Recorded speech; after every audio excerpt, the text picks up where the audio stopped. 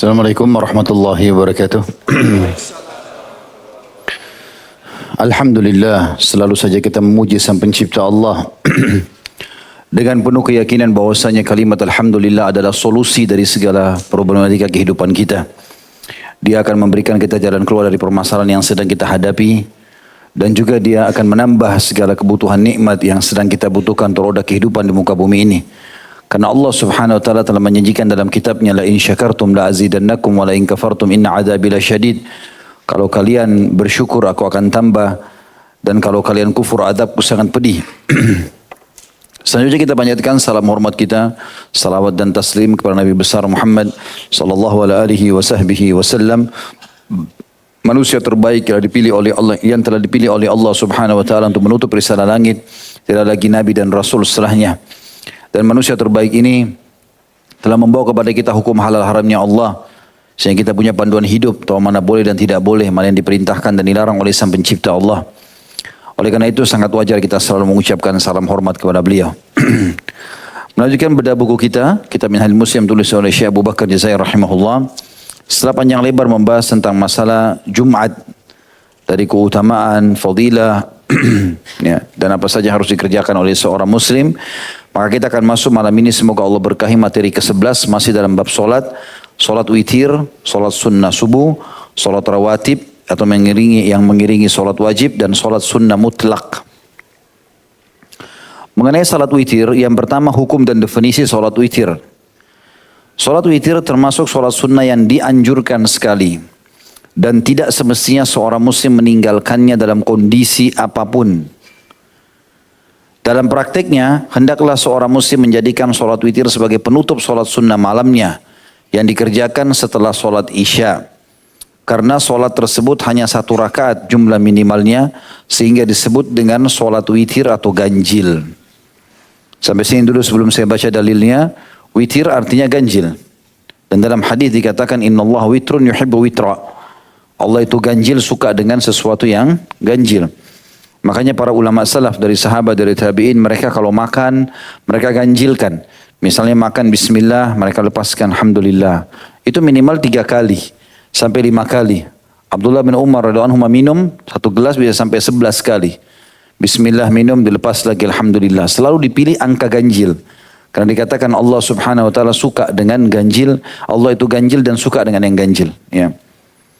Itu juga dengan pada saat melakukan zikir. Kita tahu ada zikir Nabi SAW habis sholat 33 kali. Subhanallah, alhamdulillah, la ilaha illallah, wallahu akbar. Subhanallah, alhamdulillah, Allah akbar, masing-masing 33 kali. Itu juga kita tahu, sebagian ulama mengatakan jumlah langit dan jumlah bumi. Disebutkan 7 lapis langit, 7 lapis bumi. Allah Subhanahu wa ta'ala seringkali menggunakan kalimat ganjil.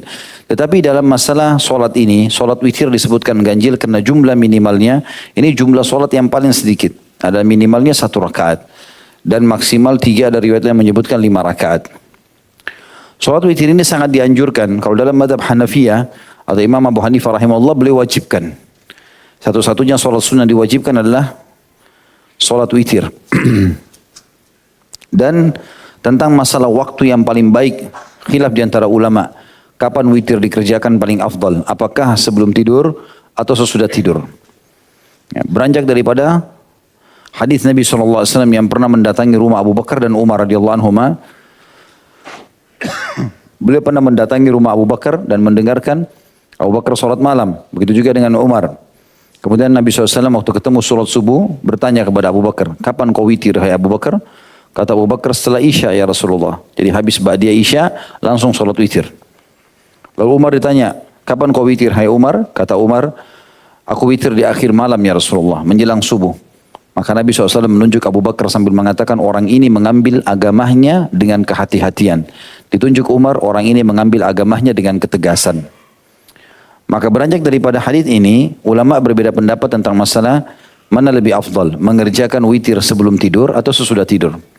Beranjak juga daripada hadis Abu Hurairah radhiyallahu anhu dan hadis Bukhari Muslim yang dia mengatakan, aku telah diwasiatkan kekasihku 3 hal tidak pernah aku tinggalkan selama aku hidup. 2 rakaat sholat duha, puasa 3 hari setiap bulan, dan aku tidak tidur malam hari kecuali aku sudah witir. Berarti memang ada perintah di sini mengerjakan sebelum witir, ya, atau sebelum tidur maksudnya. Dan aku witir sebelum tidur. Ya, pesan yang ketiga. Maka ulama mengambil sebuah kesimpulan dari khilaf ini adalah kalau seandainya seseorang khawatir dirinya tidak terbangun di malam hari, maka yang paling afdal solat setelah ba'diyah isya. Tapi kalau seseorang yakin dirinya akan bangun di akhir malam, maka lebih afdal dia takhirkan di akhir malam. Karena tetap saja keutamaan sepertiga malam lebih utama. Ya. Seperti itu kurang lebih gambaran sedikit dari poin 1 ini, tambahan yang tidak ditulis oleh Syekh Abu Bakar rahimahullah. Lalu beliau mengatakan intinya salat witir sangat ditekankan berdasarkan sabda Rasulullah SAW, salatul lailati mathna mathna, fa idha khashya ahadukum as-subha salla rak'atan wahidatan tutiru lahu ma qad salla. Salat malam itu 2 rakaat. Dan jika salah seorang di antara kamu merasa khawatir bahwa salat subuh tiba, hendaklah ia salat 1 rakaat sebagai salat witir dari salat-salat sunnah yang dilakukannya. Hadis ini riwayat Bukhari nomor 473. Ya, artinya hadis ini menjelaskan kalau orang bangun tengah malam sholat, maka lebih afdol dia sholat witirnya di akhir malam. Tapi kalau dia khawatir, dia tidak terbiasa bangun sholat malam, sesekali saja dia bangun, maka witirnya lebih baik dia kerjakan sebelum tidur. Dan termasuk sholat-sholat yang Nabi SAW tidak pernah tinggalkan walaupun dalam safar itu adalah sholat qabliyah subuh atau sunatul fajr, nanti akan kita bahas itu. Kemudian insya Allah, kemudian yang kedua adalah sholat malam dan sholat tahajud. Juga dengan sholat duha. Nabi alaihissalam tidak pernah meninggalkan ini walaupun dalam keadaan safar. Yang beliau tinggalkan hanya solat-solat rawatib seperti qobliyah, ba'diyah, duhur dan qobliyah dan ba'diyah duhur, qobliyah asar, qobliyah dan ba'diyah maghrib dan qobliyah ba'diyah isya. Tapi subuh tetap beliau kerjakan. Poin nomor 2, solat sunnah yang dikerjakan sebelum solat witir. Di antara hal yang disunnahkan adalah mengerjakan solat sunnah terlebih dahulu sebelum ditutup dengan solat witir. 2 rakaat atau lebih hingga 10 rakaat. Lalu mengerjakan sholat witir sebagaimana dilakukan oleh Nabi SAW, dijelaskan dalam salah satu hadis riwayat Muslim nomor 736. Artinya kalau orang bangun tengah malam, maka alangkah baiknya kalau dia ikuti dulu sholat malam 8 sampai 10 rakaat, baru kemudian dia tutup dengan witir. Kalau dia sholat cuma 8 rakaat, tahajudnya berarti witirnya 3 rakaat. Kalau dia sholat 10 rakaat, sholat tahajud berarti witirnya cuma 1 rakaat. Intinya 11 rakaat yang rutin dikerjakan oleh Nabi SAW, walaupun orang boleh mengerjakan lebih daripada itu. Ya, khilaf di antara ulama masalah itu, tetap afdaliyahnya sholat 11 rakaat. Tetapi boleh orang mengerjakan lebih daripada jumlah rakaat tersebut. Beranjak daripada hadis tadi ini riwayat Bukhari, qiyamul lail atau salatul lail mathna mathna. Salat malam 2 rakaat, tidak ada batasnya. Dan ini sebabnya kenapa Umar radhiyallahu anhu menggenapkan salat tarawih menjadi 23 rakaat karena berpegang pada hadis ini. Yang ketiga, waktu sholat witir. Waktu sholat witir adalah setelah sholat isya hingga sebelum fajar terbit. Tetapi mengerjakannya di penghulu malam lebih utama daripada di permulaannya. Kecuali bagi orang yang merasa khawatir tidak dapat bangun. Berdasarkan sabda Nabi SAW, "Man dhanna minkum alla yastaykidha akhiral laili falyutir awwalah. Wa man dhanna annahu yastaykidha akhirah falyutir akhirah.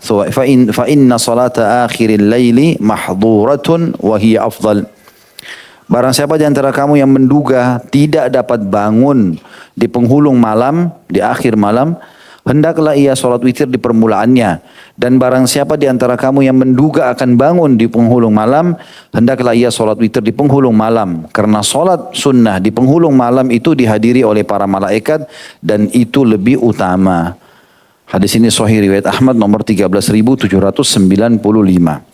Ini sudah saya jelaskan tadi. Jadi afdaliyahnya kalau ikhwas sekalian dan akhwat rahimani rahimakumullah bisa bangun, maka lebih afdal di akhir malam. Kalau ragu tidak bangun, maka sholatnya setelah ba'diyah isya. Yang keempat, orang yang tertidur hingga waktu subuh dan tidak sempat menunaikan sholat witir. Jika seseorang muslim tidak sempat melaksanakan sholat witir karena tertidur pulas dan tidak bangun hingga waktu subuh, hendaklah ia menggantinya sebelum sholat subuh. Berdasarkan sabda Rasulullah SAW, "Idza asbaha ahadukum walam yutir falyutir." Jika salah seorang di antara kamu bangun setelah waktu subuh tiba dan ia belum sholat witir, hendaklah ia sholat witir. Hadis ini diriwayatkan oleh Imam Hakim dalam sahihnya atau dalam Mustadrak, dan beliau sahihkan di 1 halaman 446. Juga sabda Nabi SAW, "Man nama an witrihi aw nasiyahu falyusallihi idza dzakara." Barang siapa yang tidur sebelum sholat witir atau lupa, hendaklah ia sholat witir saat ingat. Dan hadis ini riwayat Abu Daud nomor 1431 dan hadis ini sahih. Makna hadis ini adalah, kata ulama, kalau orang rutin mengerjakan sholat witir dan sholat tahajud di akhir malam. Rutin dia kerjakan. Tiap malam dia bangun jam 4, sempat sholat tahajud, sempat sholat witir.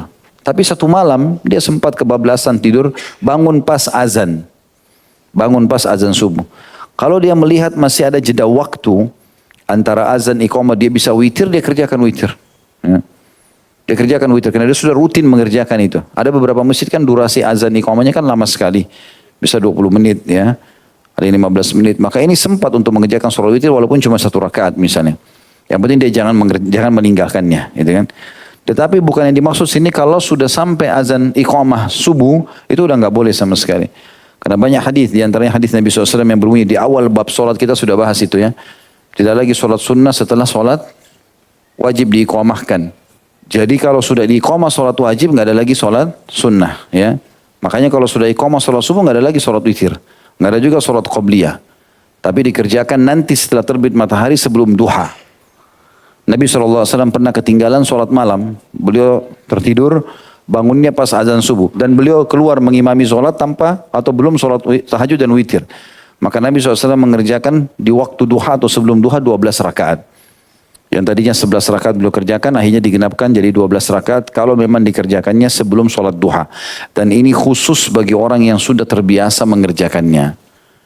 Kalau kayak antum yang masih setahun sekali sholatnya, tahajudnya, tidak ada sholat ini, ya.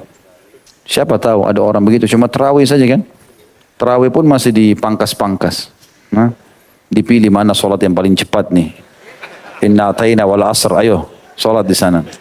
Yang kelima, bacaan dalam sholat witir. Dalam 2 rakaat sholat witir setelah membaca Al-Fatihah, disunnahkan membaca surah Al-A'la. Sabbihisma rabbikal a'la dan Al-Kafirun. Qul ya ayyuhal kafirun pada rakaat pertama dan membaca Al-Ikhlas dan Al-Mu'awwidhatain atau Al-Falaq sama An-Nas pada rakaat kedua. Hadis ini disebutkan di riwayat Abu Daud nomor 1423 atau dan juga An-Nasai 1729. Maksudnya adalah sholat witir ini kan dibagi menjadi 2. 2 rakaat pertama salam, 1 rakaat kemudian salam. Bahasa Syekh Abu Bakar sini rahimahullah, 2 rakaat sholat witir maksudnya 2 rakaat salam sama 1 rakaat salam ini dianggap satu rangkaian. Jadi kalau antum bantu baca buku ini jangan fahami 2 rakaat ini. Kesannya ya 1 rakaat itu membaca Al-A'la dan Al-Kafirun, bukan itu yang dimaksud ya. Tapi beliau menganggap 3 rakaat itu satu rangkaian, walaupun dipisah dengan salam. 2 rakaat salam baru 1 ini.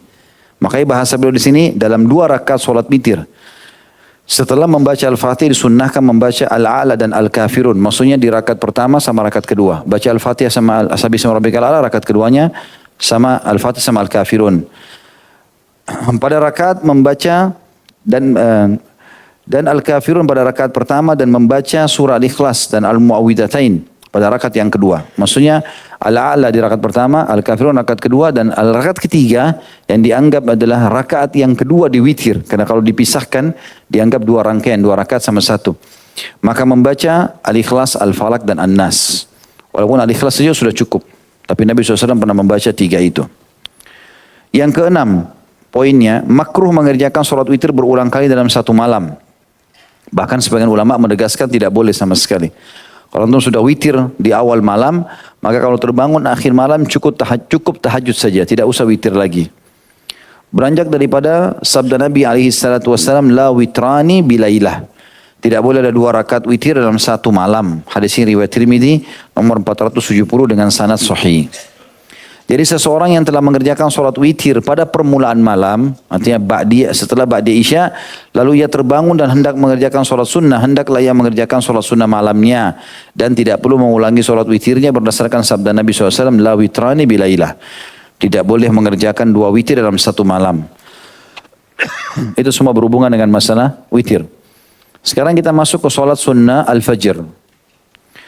Poin pertama, hukum sholat sunnah al-fajr. Sholat sunnah al-fajr termasuk sholat sunnah yang sangat dianjurkan. Seperti halnya sholat witir. Atau sunnah mu'akkadah. Sunnah yang sangat ditekankan. Andai saja dia bukan sesuatu yang andai saja dia dimasukkan atau diikuti dengan ancaman kalau meninggalkannya, maka dia sudah jadi wajib. Tapi semua hadisnya berbicara tentang keutamaan saja dan tidak ada ancaman. Maka dia masuk dalam sunnah mu'akkadah. Karena sebabnya dia sangat dianjurkan karena merupakan permulaan sholat siang hari bagi seorang muslim. Sedangkan sholat witir merupakan penutup sholat malam hari. Nabi SAW menguatkannya melalui tindakannya, di mana beliau senantiasa memeliharanya 2 rakaat antara azan dan iqamah subuh dan tidak pernah meninggalkannya sama sekali. Dan beliau menganjurkannya melalui sabdanya, rakaatal fajri khairu minad dunya wa ma fiha. 2 rakaat salat sunnah fajar lebih baik daripada dunia dan seluruh isinya. Hadis ini riwayat Muslim nomor 725.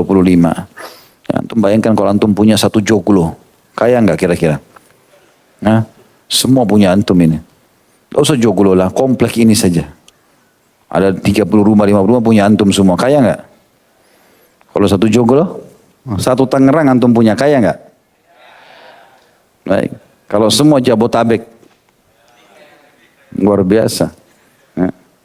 Kalau seluruh Jawa Barat, seluruh Jawa, 1 Indonesia, kaya enggak? Kaya. Ternyata sholat sunnatul fajr 2 rakaat yang 5 menit itu, 3 menit lebih baik daripada dunia dan seluruh isinya. Apa maknanya? Kata ulama hadis, pada hari kiamat nanti kalau disodorkan padanya pahala itu, lebih baik daripada dunia dan seluruh isinya. Kalau dipertemukan antara 2 rakaat fajar yang antum suka lalaikan itu dengan dunia dan seluruh isinya, tidak ada nilainya pada hari kiamat. Dunia itu. Dan seluruh isinya, sama semuanya. Dengan manusia-manusianya, dengan hewan-hewannya, tumbuh-tumbuhannya, emas-emasnya, segala macam lah. Makanya jangan kehilangan ini teman-teman sekalian. Juga disebutkan sabda Nabi SAW, la tada'u raka'atil fajr wa in taradatkumul khail.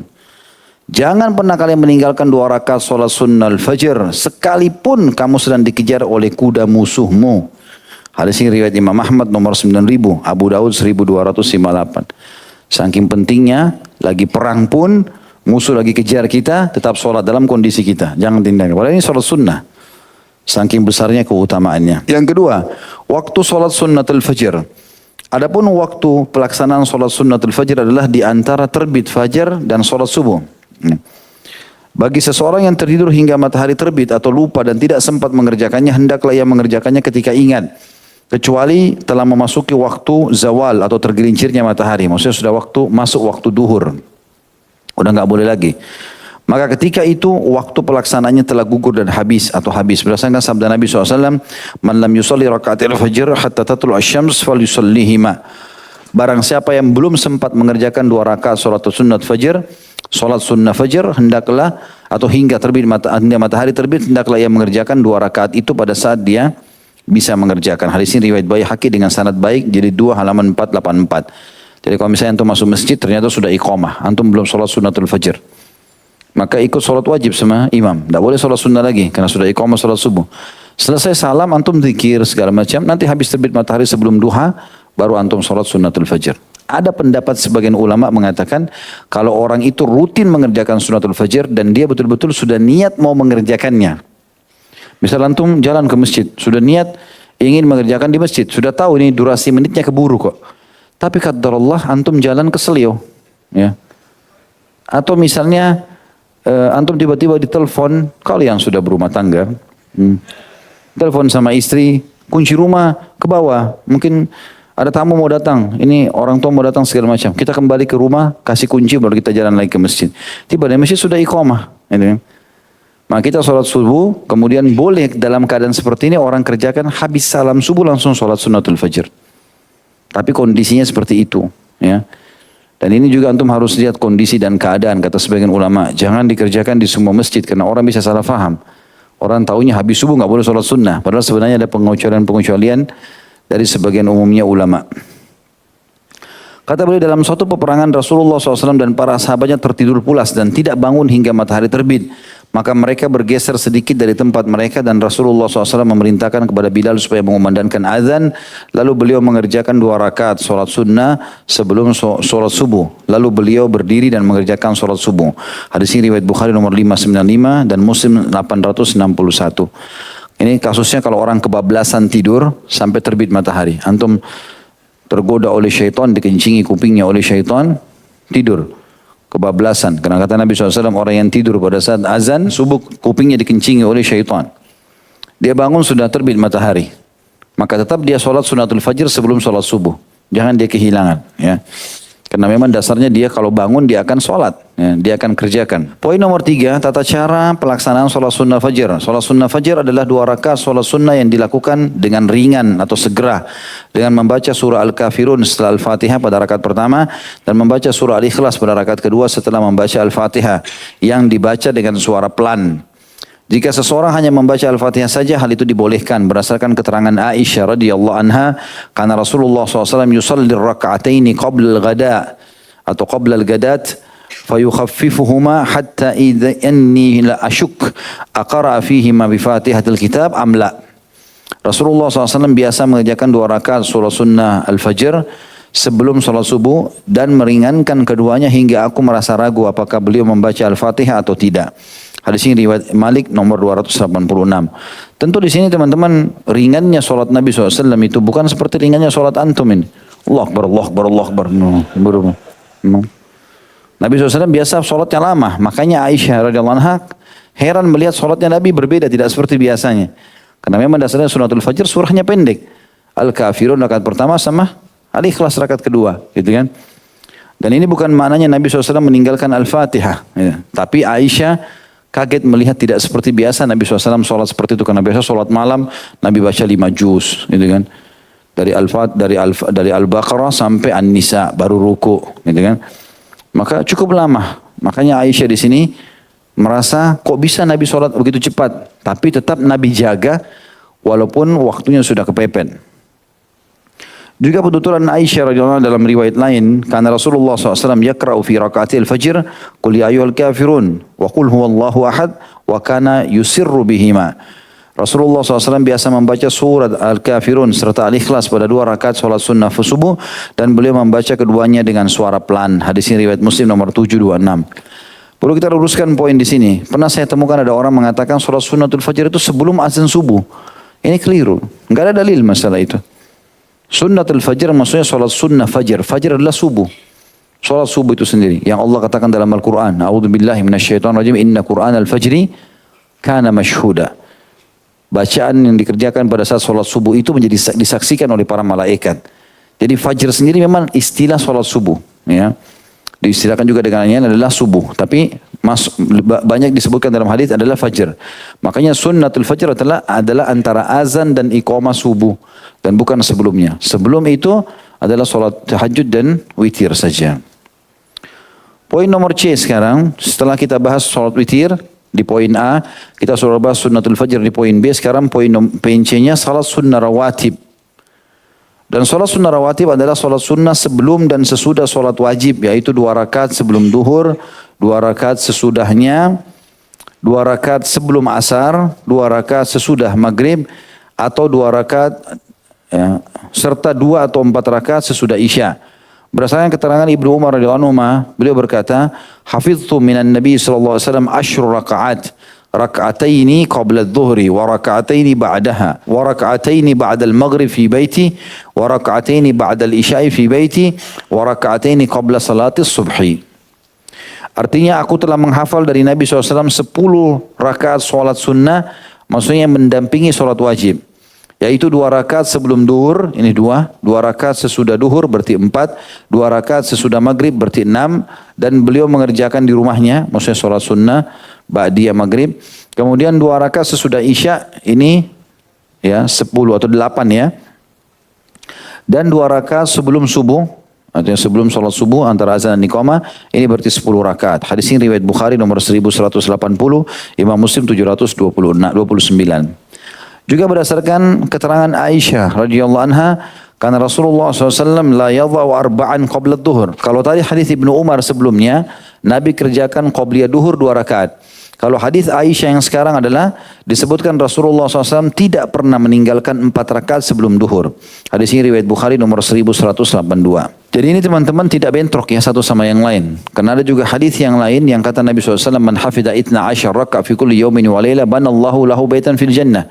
Siapa yang menghafal dan mengerjakan 12 rakaat sehari semalam sunnah sebelum dan sesudah wajib, maka atau salat wajib, maka Allah akan bangunkan baginya istana di surga. Kalau itu rinciannya adalah 2 rakaat fajr sebelum subuh antara azan dan iqamah subuh, 4 rakaat sebelum duhur, berarti sudah berapa?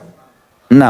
2 rakaat sesudah duhur, 8. 2 rakaat sudah maghrib, 10. 2 rakaat sesudah isya, 12. Ini 12 rakaat namanya sunnah rawatib yang kalau orang kerjakan mendapatkan istana di surga.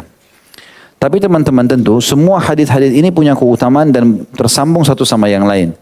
Kalau hadis Ibnu Umar radhiyallahu anhu, beliau mengatakan pribadinya dia hafal dari Nabi SAW 10 rakaat.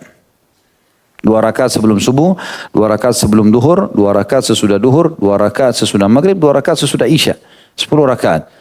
Tapi yang masyhur dikerjakan oleh para ulama adalah hadis tadi yang sudah saya sebutkan, 12 rakaat sehari semalam. Bahkan mereka menambahkan dengan mengatakan bolehnya seseorang muslim menambah solat atau keutamaan solat rawatib ini dengan menambah hadis-hadis yang lain.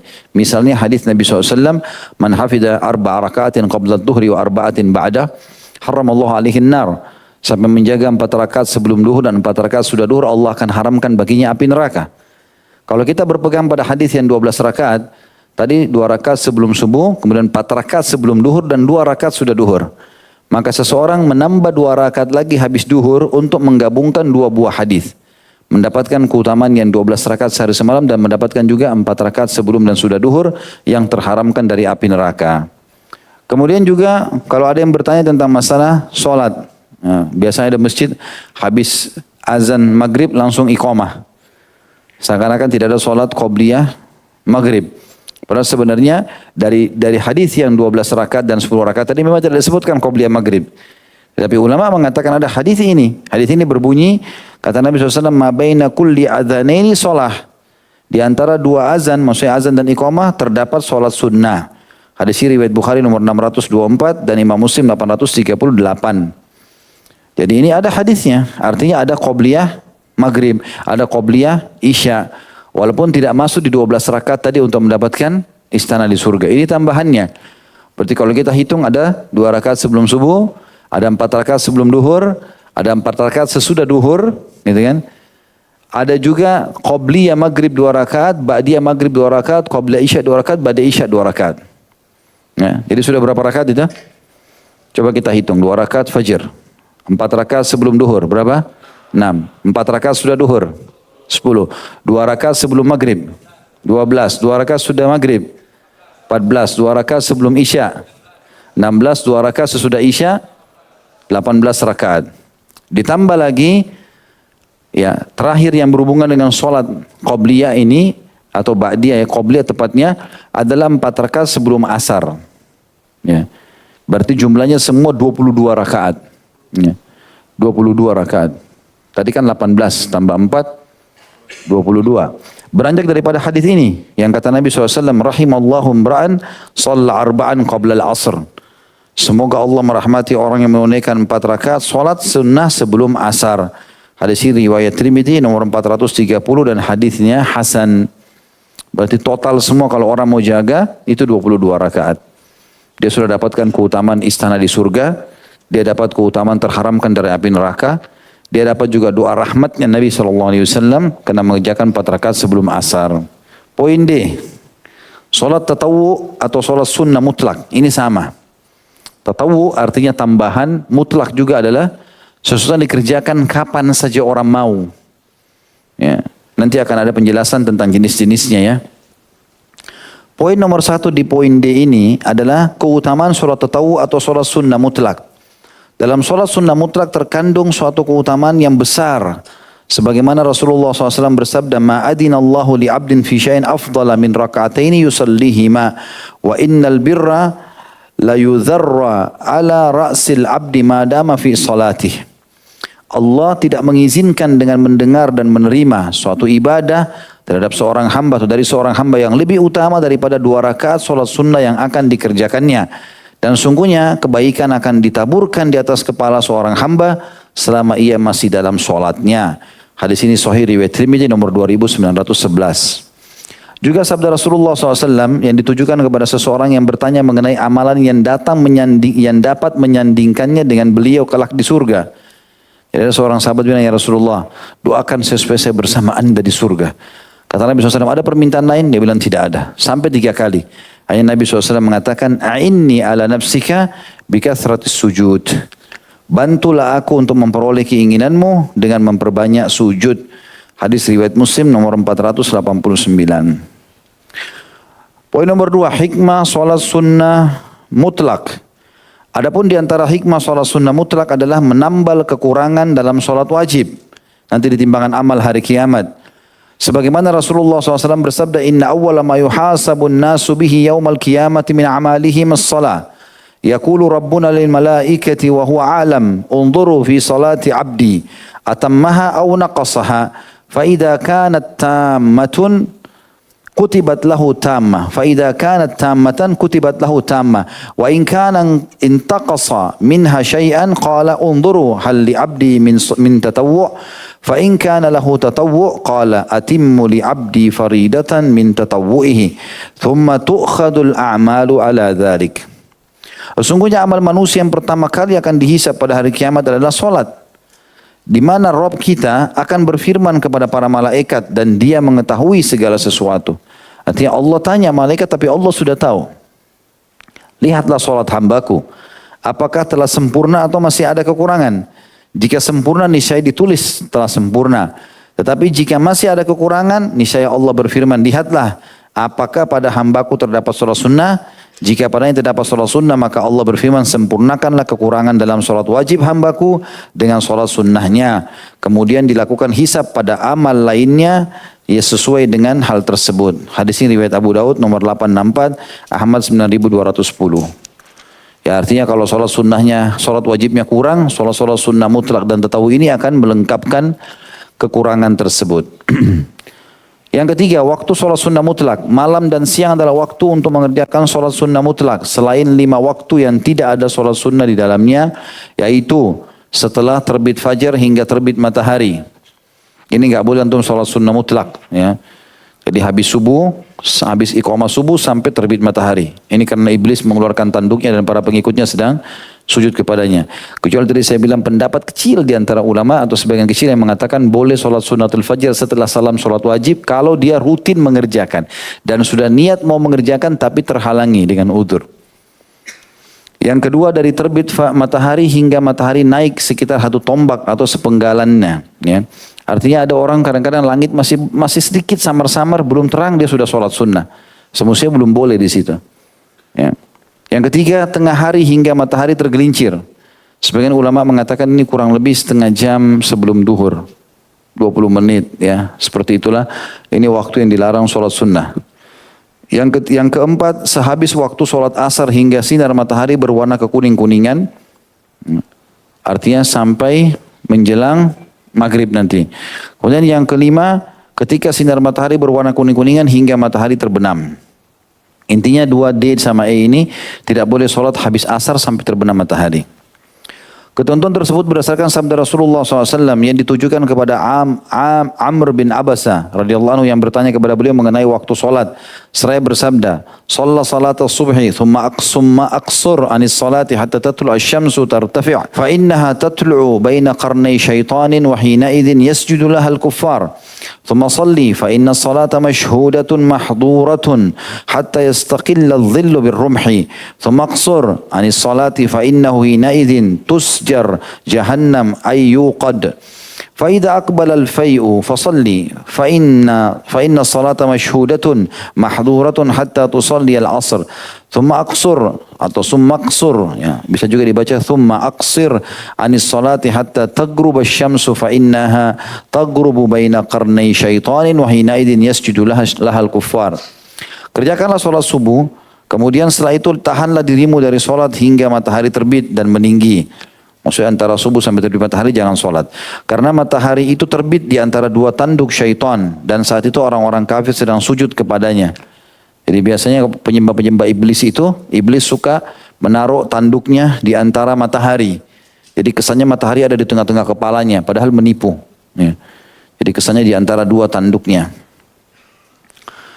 Lalu dikatakan di situ, kemudian sholatlah kamu, karena sholat pada saat itu disaksikan serta dihadiri oleh para malaikat. Maksudnya setelah terbit matahari di waktu duha ya. Hingga panjang bayangan sebuah tombak sama dengan panjang aslinya. Maksudnya pas sebelum duhur. Kalau kita tancapkan tombak, nggak ada bayangannya sama sekali karena matahari di tengah-tengah kepala. Itu tidak boleh sholat di sini. Setelah itu tahanlah dirimu dari solat, karena pada saat itu neraka jahanam lagi dinyalakan. Kemudian setelah panjang, bayangan melebihi panjang aslinya, bergelincir sedikit matahari nanti akan kelihatan. Ya. Tombak itu bayangannya kelihatan. Setelah panjang bayangan melebihi panjang aslinya, panjang tongkatnya, maka solatlah kamu. Karena solat pada saat itu disaksikan atau serta dihadiri para malaikat hingga kamu solat asar. Maksudnya antara duhur asar silakan solat sunnah, bebas. Setelah itu tahanlah dirimu dari solat hingga matahari terbenam. Habis asar nggak boleh solat sunnah. Karena matahari itu terbenam di antara kedua tanduk syaitan. Ya. Jadi syaitan suka taruh, saya bilang tadi tanduknya, dan kesannya matahari ada di kepalanya. Padahal menipu orang. Dan pada saat itu orang-orang kafir sedang sujud kepadanya. Hadis ini riwayat Muslim nomor 832. Poin nomor 4, mengerjakan sholat sunnah mutlak sambil duduk. Sholat sunnah boleh dilakukan sambil duduk. Hanya saja pahala orang yang mengerjakannya sambil duduk setengah dari pahala orang yang mengerjakannya sambil berdiri. Hal itu berdasarkan sabda Nabi SAW, salatul rajuli qa'idan nisfus salah. Pahala sholat seseorang yang dilakukan sambil duduk adalah setengah dari pahala orang yang berdiri. Hadis ini riwayat Abu Daud nomor 950, An-Nasai 1659. Sekarang kita masuk ke intinya adalah macam-macam solat tatawu atau solat sunnah ini. Yang pertama, solat sunnah tahiyat masjid. Masuk dalam istilah mutlak atau tatawu. Berdasarkan sabda Rasulullah SAW, "Idza dakhala ahadukumul masjidah fala yajlis hatta yusalli rak'atain." Jika salah seorang dari kalian memasuki masjid, hendaklah dia tidak langsung duduk sehingga dia solat sunnah 2 rakaat dulu. Hadis ini diriwayatkan oleh Bukhari nomor 1167 dan Imam Muslim 714. Bersolat tahiyat masjid masuk dalam istilah tadi. Ya. Yang kedua, solat duha, yaitu 4 rakaat atau lebih hingga 8 rakaat. Hal ini berdasarkan sabda Rasulullah SAW, Inna Allah Ta'ala qal, Ibn Adam irka'li 4 rakaatin min awalin nahar akfika akhirah. Sesungguhnya Allah Ta'ala berfirman, hai anak Adam, rukulah solat atau solatlah kamu kepadaku 4 rakaat pada awal siang, di waktu duha. Niscaya aku akan melindungimu pada akhir siang. Nah, hadis ini riwayat Ahmad nomor 21.963, Abu Daud 1289, Tirmidzi 475 dengan sanad yang baik. Tentu duha ini minimal 2 rakaat, maksimal 12 rakaat. Ya. Kalau 2 rakaat hadisnya masyhur, hadis Bukhari. Dalam tubuh manusia ada 360 sendi, yang setiap hari manusia harus bersedekah untuk menjaga keamanan sendinya itu. Dan 2 rakaat solat duha menutupi sedekah 360 sendi. Kalau 4 rakaatnya adalah hadisnya ini, yang diriwayatkan Imam Ahmad tadi, Abu Daud dan juga Tirmidzi. Allah SWT berfirman, hai anak Adam, rukulah untukku di awal pagi, ya, 4 rakaat duha, aku akan memenuhi hajatmu pada hari itu. Kalau 8 rakaat hadisnya Hasan diriwayatkan Imam Ahmad, yang berbunyi Nabi SAW pernah solat duha 8 rakaat di atas untanya. Sementara yang 12 rakaat ini khilaf di antara ulama, ada yang melemahkan, ada juga yang menghasankannya. Kalau yang intinya yang mengatakan 12 rakaat ada duha, hadisnya berbunyi siapa yang solat duha 12 rakaat, maka Allah akan bangunkan baginya istana di surga. Maka jumlah minimal 2, maksimalnya 12. Ya. Yang ketiga, solat tarawih. Berdasarkan sabda Rasulullah SAW, man qama ramadhana imanan wa ihtisaba, ghufira lahu ma taqaddama min dhanbi. Barang siapa yang mengerjakan salat sunnah pada bulan Ramadan atas dasar iman dan mengharap pahala dari Allah, niscaya akan diampuni dosanya yang telah lalu. Hadis ini riwayat Bukhari nomor 37. Ya. Kemudian yang keempat atau D-nya, solat 2 rakaat setelah wudu, atau dikenal solat sunnah wudu. Berdasarkan sabda Rasulullah SAW, la yatawadda'u rajulun muslimun fayuhsinul wudu'a illa ghafarallahu lahu ma baina wa baina as-salati allati taliha. Tidaklah seorang muslim berwudu lalu yang membaguskan wudunya, melainkan pasti Allah akan mengampuni dosanya di antara wudunya saat itu hingga solat berikutnya. Hadis ini diriwayatkan Imam Muslim nomor 227. Tentu hadis yang paling tepat dengan ini adalah hadisnya Bilal radhiyallahu anhu yang masyhur. Yang Nabi SAW mengatakan kepadanya dalam hadis Bukhari, ya. Apa yang kau lakukan Bilal sehingga langkah kakimu mendahului langkahku di surga? Aku dengar suara sendalmu dan kakimu di surga. Bilal mengatakan, ya Rasulullah, aku tidak pernah meninggalkan bersuci atau wudu kecuali aku ikutkan setelahnya dengan solat 2 rakaat. Maka dikenal dengan solat sunnah wudu. Yang kelima atau poin E, solat 2 rakaat di masjid sehabis bepergian. Nah, atau dikatakan juga solat setelah safar. Hal ini bersebagaimana dilakukan Rasulullah SAW. Ka'ab bin Malik radhiyallahu anhu mengatakan, karena idza qadima minas safar Karena idza qadima minas safar bada'a bil masjid faraka fihi raka'atain. Kebiasaan Rasulullah SAW apabila datang dari bepergian adalah beliau memulainya dengan solat sunnah di masjid, lalu ruku atau solat 2 rakaat di dalamnya. Hadis ini riwayat Bukhari nomor 3088 dan Imam Muslim 716.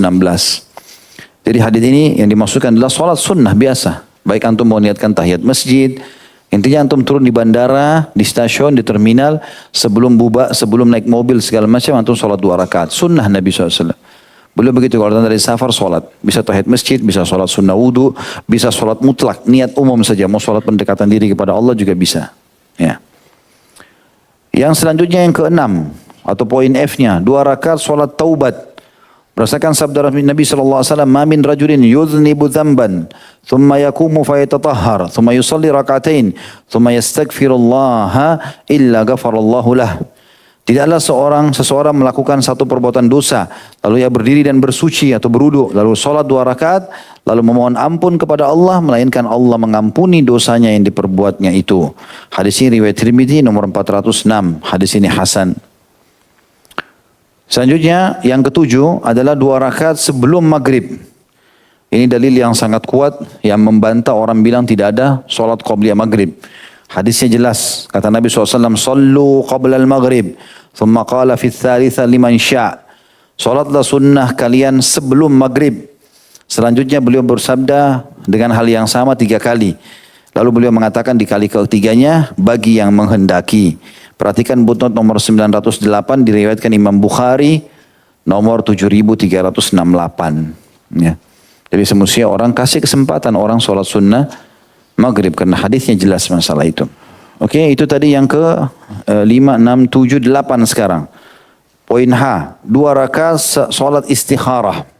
Masuk dalam tatawu juga atau sholat mutlak. Berdasarkan sabda Nabi SAW, "Idza hamma ahadukum bil amri falyaqra raka'ataini min ghairi fariidhah, thumma liyakul."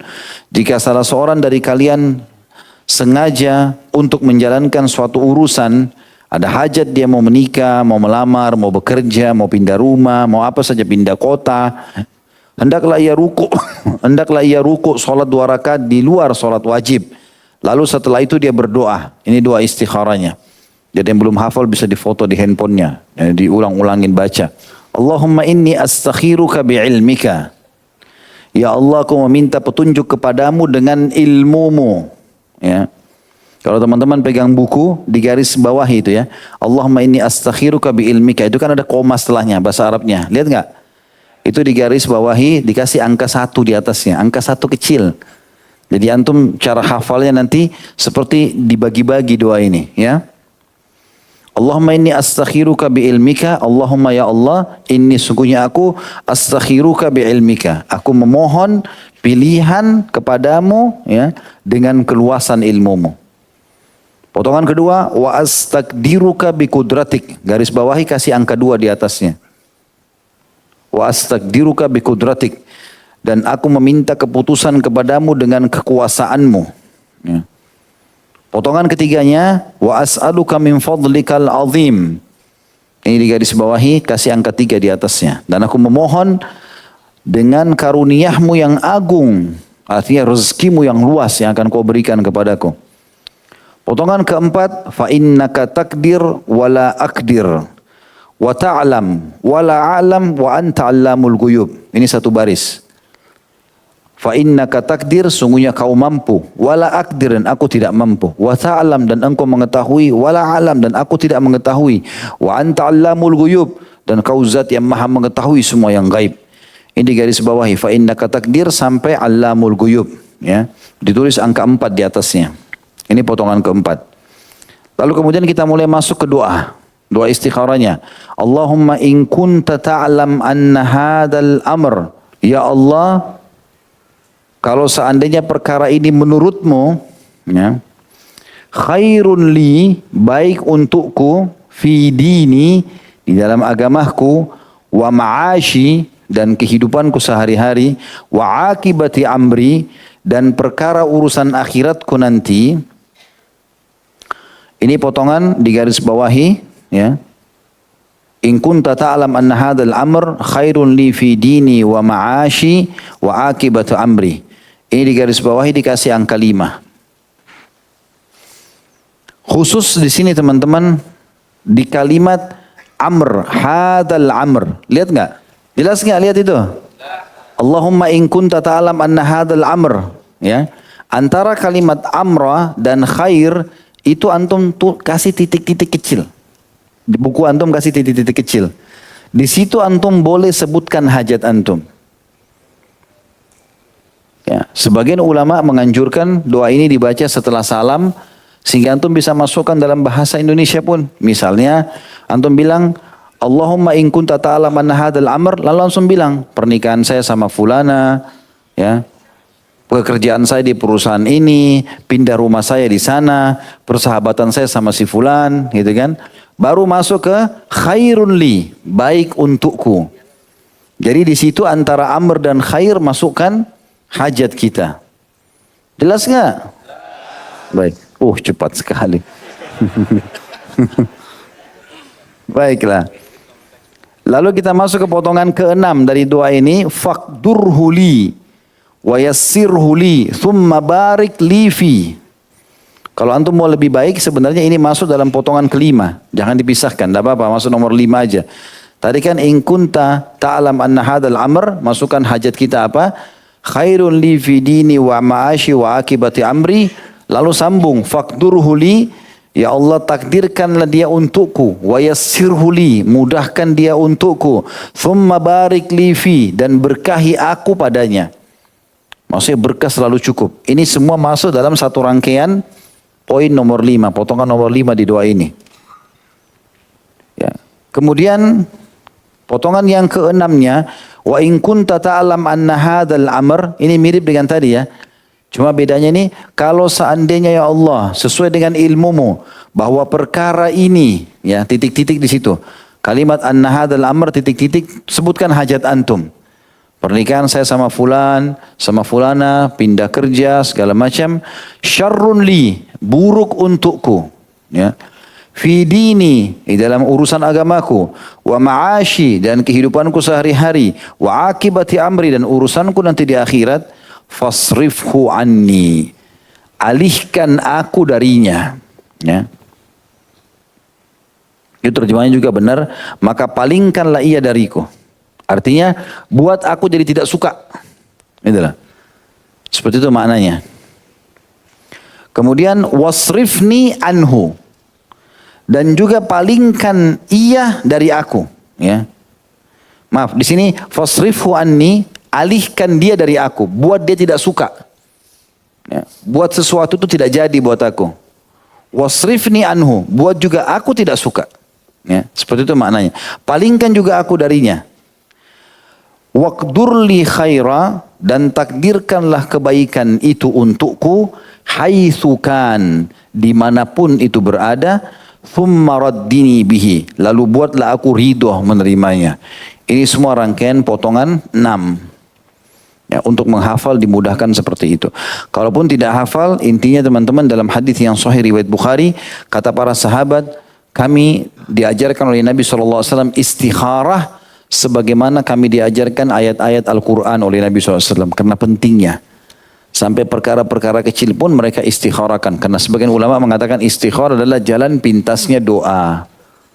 Dengan istikharah antum seperti minta segera Allah kasih jawaban. Dikatakan hendaklah pelakunya menyebutkan hajatnya.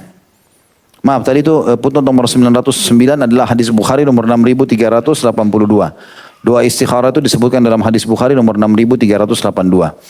Kata beliau, hendaklah pelakunya menyebutkan hajatnya pada saat menyebutkan anna hadzal amr, bahwa urusan ini. Ada putnot juga di situ di bawah ditulis nomor 910. Salat istikharah tidak boleh dilakukan kecuali untuk hal-hal yang dibolehkan. Karena hal-hal yang diwajibkan telah diperintahkan dan hal-hal yang diharamkan telah dilarang. Seorang muslim tidak perlu salat istikharah untuk hal-hal yang telah diwajibkan, menunaikannya, atau untuk hal-hal yang diperintahkan meninggalkannya. Misal antum sudah mampu haji, ya, sudah mampu waktu, sudah bisa mendaftar, sudah ada duit, tidak usah istikharah. Karena haji wajib. Tidak usah antum istikharah, saya salat duhur atau enggak ya. Karena salat duhur wajib. Ya enggak? Istikharah puasa Ramadan atau enggak ya? Istikharah zakat atau enggak? Enggak ada istikharah pada hal yang wajib. Jelas enggak? Sebagaimana juga tidak ada istikharah teman-teman kalau bertemu antara sesuatu yang baik dengan sesuatu yang buruk. Misal, antum dikasih pilihan tinggal di kota Nabi Madinah dengan tinggal di kota mana di ujung dunia yang tidak jelas. Tidak usah istikharah. Jelas Madinah antum pilih. Pernah ada seorang ikhwan begitu bertanya kepada saya, Ustaz, saya bingung antara mau tinggal di Madinah lanjutin kuliah, waktu itu dia masih kuliah, dengan saya pulang ke Indonesia. Ya akhi, ente mau istikharah, saya mau istikharah dulu. Tidak usah untuk istikharah. Bagaimana mau bedakan antara Madinah dengan Indonesia? Nggak bisa ketemu lah. Jelas-jelas dia dapat beasiswa, udah lagi kuliah sana, ya sabar, laluin gitu kan. Nggak ada istikharah pada hal yang lebih baik kepada hal yang biasa, nggak bisa lagi, gitu kan. Nah ini yang dimaksud di sini. Juga tidak ada istikharah pada hal-hal yang haram. Zina istikharah dulu, nggak ada istikharah. Ya? Ini mau keluar sama pacar, istikharah dulu ah. Nggak ada istikharah, karena pergi keluar berdua pacaran dosa. Jelas zina, nggak boleh. Baik, kemudian selanjutnya poin I-nya, berarti di sini yang ke 9, sholat hajat. Menurut beliau di sini ya, walaupun ini adalah dilemahkan oleh umumnya ulama, tapi Syekh Abu Bakar rahimahullah mengangkat di bukunya, karena kita bedah buku beliau maka kita bahas ini ya. Jika seorang muslim hendak memenuhi hajatnya, hendaklah ia berwudu serta sholat 2 rakaat, kemudian memohon hajatnya kepada Allah SWT berdasarkan sabda Rasulullah SAW, "Man tawadda fa asbagal wudu'a thumma shalla raka'ataini yutimmuhuma a'tahu Allahu ma sa'ala mu'ajjalan aw mu'akhkhara." Ya, artinya barang siapa yang berwudu lalu dia menyempurnakan wudunya, kemudian sholat 2 rakaat dengan menyempurnakan keduanya, niscaya Allah akan memberi apa yang ia mohon atau apa yang dimohonkannya, baik dalam waktu dekat ataupun dalam waktu yang ditangguhkan. Hadis ini riwayat Ahmad nomor 26.951 dengan sanad sahih. Ini menurut Syekh Abu Bakar rahimahullah, dan sebagian ulama mengatakan adalah sholat ini, sebagian lagi mengatakan tidak ada. Yang melemahkan hadisnya mengatakan tidak ada. Intinya ini khilaf di antara ulama ya. Kalau yang mau sudah pasti sholat istikharah tadi, nggak ada khilaf di antara mereka tentang kesahihannya. Yang ke-10, sholat tasbih 4 rakaat. Setelah membaca Al-Fatihah dan surah, hendaklah membaca Subhanallah, walhamdulillah, wala ilaha illallah, wallahu akbar. Maha suci Allah dan segala puji bagi Allah, dan tidak ada Tuhan yang berhak disembah melainkan Allah, Allah Maha Besar. Sebanyak 15 kali ya, setelah membaca Al-Fatihah, baca surah misalnya Qul Huwallahu Ahad, lalu sebelum ruku baca Subhanallah, alhamdulillah, wa la ilaha illallah, Allahu akbar 15 kali. Kemudian ruku. Pada saat ruku baca dulu 2 ruku. Subhanarabbil azim, subhanarabbil azim, subhanarabbil azim. Baru kita baca Subhanallah, alhamdulillah, wa la ilaha illallah, Allahu akbar 10 kali. Kemudian bangun dari ruku. I'tidal, sami Allahu liman hamida rabbana walakal hamdu mil'us samawati min ardi mil'u ma syi'ta min syai'in ba'd. Lalu kita baca Subhanallah, alhamdulillah, wa la ilaha illallah, Allahu akbar 10 kali. Berarti tadi sebelum ruku 15, pada saat ruku 10, bangun dari ruku sudah berapa? 35. Benar nggak? Nah, iya. Terus kemudian sujud ya. Pada saat sujud membaca dulu 2 sujud subhana rabbiyal a'la 3 kali, kemudian baca subhanallah alhamdulillah wa la ilaha illallah Allahu akbar. Ini dibaca 10 kali. Sudah berapa? 45. Kemudian duduk di antara 2 sujud. Setelah baca Rabbighfirli warhamni wajburni warfa'ni warzuqni, kemudian kita baca subhanallah alhamdulillah wa la ilaha illallah Allahu akbar 10 kali lagi. Sudah berapa? 55. Kemudian sujud lagi. Setelah 2 sujud baca lagi subhanallah alhamdulillah wa la ilaha illallah Allahu akbar 10 kali. Sudah berapa? 65. Terakhir sebelum antum berdiri ke rakaat kedua, duduk dulu. Sebelum berdiri rakaat kedua duduk dulu. Duduk saja. Pas dari sujud kedua, biasanya kalau orang duduk sebentar langsung berdiri. Ini duduk dulu. Baca 10 kali. Berarti berapa jumlahnya? 75. Ini hadisnya. Ya. Disebutkan Nabi SAW kepada pamannya. Dan hadis ini disahihkan oleh sebagian ulama ya. Disahihkan oleh sebagian ulama. Dan ini dipakai oleh umumnya orang-orang yang berpegang pada hadis ini tentang disahihkannya. Dan hadis ini Nabi SAW berkata kepada pamannya, wahai pamanku, kerjakanlah sholat ini sekali sepekan, setiap Jumat sepekan sekali. Kalau kau nggak bisa, kerjakanlah sebulan sekali. Kalau kau tidak bisa, setahun sekali. Kalau kau tidak bisa, sekali seumur hidupmu. Nabi SAW berkata kepada pamannya, ya Abbas, ya Ammah, ala u'tiq, hai pamanku, hai Abbas, hai pamanku, maukah engkau aku beritahukan sesuatu?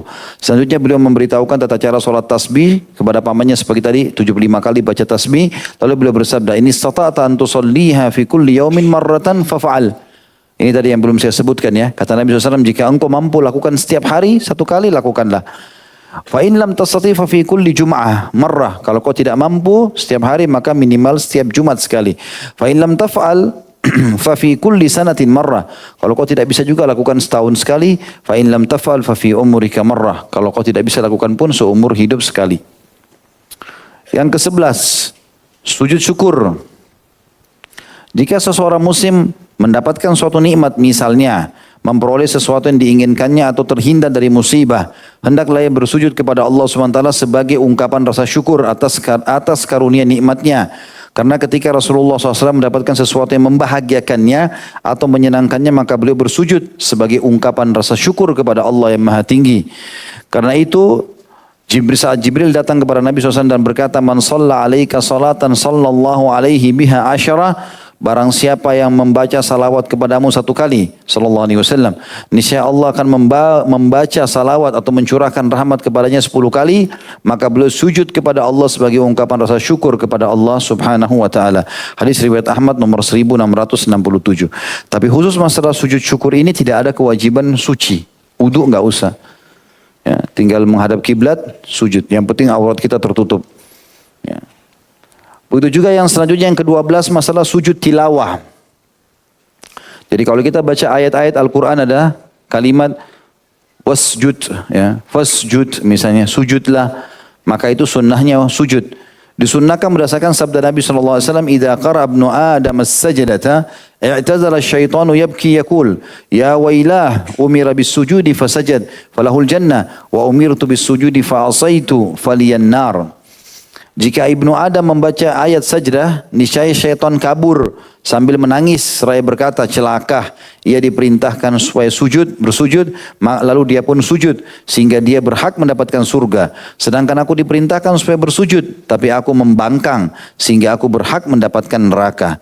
Hadis ini riwayat Muslim nomor 81. Ketika seorang muslim membaca salah satu ayat sajdah atau mendengarnya dari bacaan seseorang, maka disunnahkan kepada yang bersujud satu kali sambil membaca takbir ketika menunduk sujud dan saat bangkit darinya. Dan dalam sujudnya membaca sajada wajhi lilladzi khalaqahu wa sawwara wa syaqqa sam'ahu wa basara bihaulihi wa quwwatihi fatabarakallahu ahsanul khaliqin. Ini salah satu dari 6 atau 7 macam doa sujud ya. Jadi kalau kita lagi sujud sekali saja, sujud tilawah. Ya. Ini biasanya kalau teman-teman di masjid faham, mereka biasa jalankan sunnah Nabi di subuh hari Jumat. Ya, mereka pasti baca surah sajadah di rakaat pertama. Jadi begitu antum dengar kata sujud, biasanya imamnya pelankan kata-kata sujud biar imam makmumnya tahu. Lalu beliau sujud. Sujudlah semuanya. Sujud sekali saja. Kalau tidak hafal doa ini bisa baca doa sujud. Subhana rabbiya'ala, subhana rabbiya'ala sampai imamnya bangun lagi. Sunnahnya setelah itu menyambung 1-2 ayat minimal. Kemudian bisa lanjut, terserah mau lanjut berapa ayat setelah itu. Wajahku tersungkur untuk sujud kepada Tuhan yang menciptakannya dan membentuknya. Dan yang membuka pendengarannya dan penglihatannya, maksudnya ada lubangnya di kuping dan juga ada sobekan di mata ini. Allah SWT yang membentuk itu. Dengan daya dan kekuatannya, N-nya besar kata ganti Allah, Maha Suci Allah sebaik-baik pencipta. Adapun untuk menyempurnakan pahala sujudnya, hendaklah ia melakukan dalam keadaan suci dan menghadap kiblat. Adapun ayat-ayat Al-Quran yang memerintahkan supaya bersujud telah diketahui dalam lembaran-lembaran Al-Quran yang seluruhnya ada 15 tempat. Berdasarkan keterangan diturunkan Abdullah bin Amr bin As radhiyallahu anhuma, beliau mengatakan anna Nabi sallallahu alaihi wasallam qara'a 15 sajdatan fil Quran, minha 3 fil mufassal wa fil hajj sajdatain. Bahwasanya Nabi SAW pernah membaca 15 ayat sajdah yang terdapat dalam Al-Quran, diantaranya 3 ayat dalam Al-Mufassal atau surah-surah pendek dan 2 ayat dalam surah Al-Hajj. Ini disebutkan riwayat Abu Daud nomor 1401 dan yang lainnya menghasankan hadis ini. Jadi khusus 2, yang terakhir sujud syukur dan sujud tilawah tidak harus dalam keadaan suci, tapi kalau dalam keadaan suci boleh. Ya, sujud syukur kapan saja kita gembira, sujud kepada Allah SWT. Hadap kiblat, tutup aurat, sujud. Tapi kalau tilawah itu kalau dalam sholat itu dalam keadaan suci. Tapi kalau tidak boleh juga Ya, walaupun lebih baik dalam keadaan suci. Boleh dalam keadaan tidak suci, tapi lebih baik dalam keadaan suci. Sebenarnya tadi ditekankan oleh Syekh Abu Bakar rahimahullah. Allahu a'lam. Baik, begitu saja, mudah-mudahan bermanfaat karena sudah menjelang 9:30 malam. Subhanakallahumma bihamdika, asyhadu an la ilaha illa anta astaghfiruka wa atubu ilaik. Wassalamualaikum warahmatullahi wabarakatuh.